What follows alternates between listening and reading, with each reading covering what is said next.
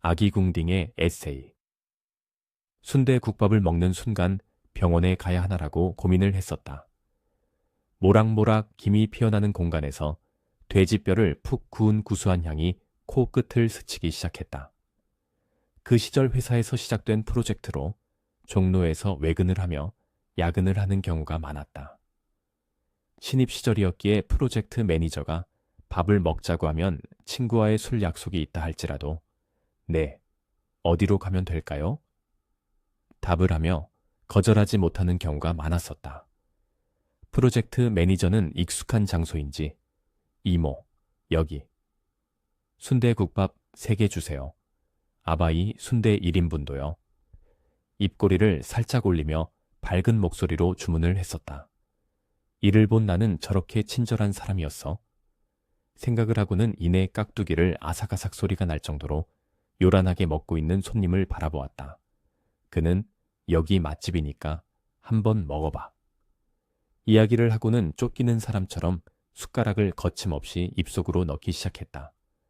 하지만 난 미세한 떨림과 함께 숟가락을 들고는 이거 먹어야 되나? 생각에 잠시 했었다. 그 시절 나는 순대국밥을 먹어본 적이 없었다. 내장탕의 안 좋은 추억은 순대국밥까지 전파를 했던 것이다. 하지만 고민도 잠시 출출한 배는 구수한 향에 이끌려 뇌를 마비시키는 중이었다. 참지 못하고 국물을 먹는 순간 어라, 하나도 안 비리네? 진짜 맛있잖아. 미소를 머금은 채 프로젝트 매니저와 누가 먼저 먹나 경쟁을 시작되었다. 여러분에게 인생 맛집이 있으신가요?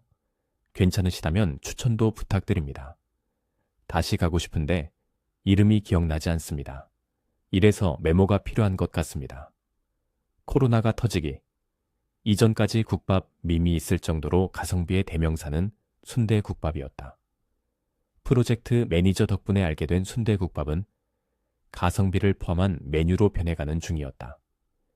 심지어 물가가 오른 이후에도 마땅히 떠오르는 음식이 없으면 근처에 보이는 순대국밥 식당을 선택하는 편이었다. 재직 중인 회사에는 패밀리데이라는 것이 있는데 일달에 한 번 오후 2시에 근무를 종료한다. 낙엽이 떨어지고 옅은 바람이 불고 있을 무렵 패밀리데이로 2시에 퇴근이 가능한 날이었다.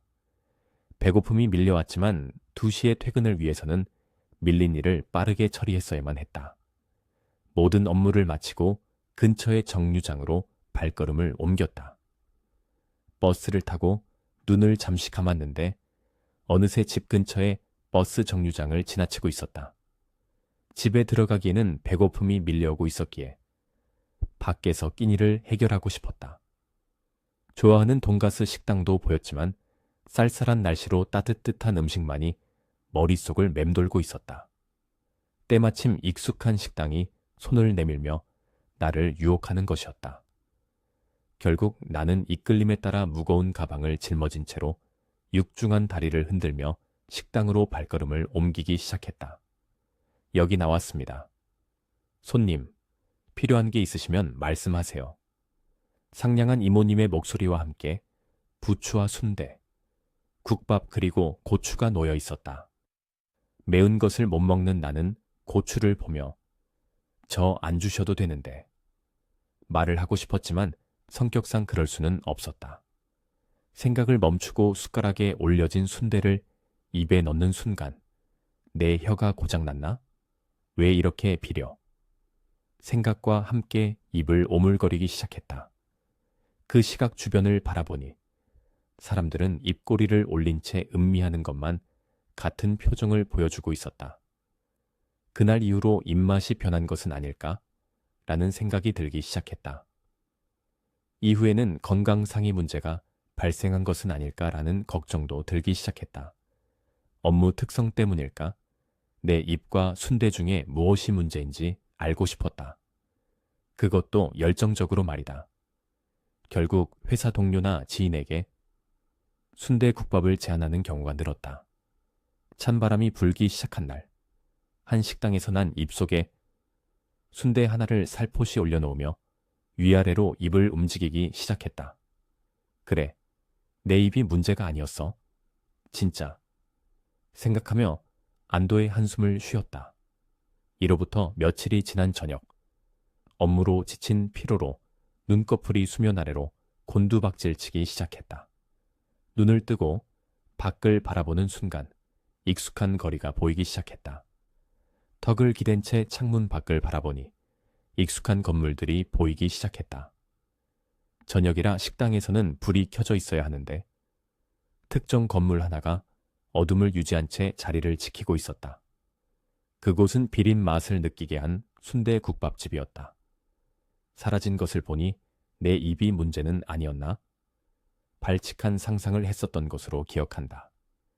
특이한 성격은 아니라고 믿고 살았다. 그런데 변해버린 순대 맛을 분석하기 위해 열정을 쏟으며 원인을 찾은 경험을 보면 평범과는 거리가 있나 싶기도 하다. 여러분은 사소한 일에 시간을 투자하고 고민을 해본 적이 있는가? 그렇다면 이후에 좋은 결과를 얻었는지 궁금하다.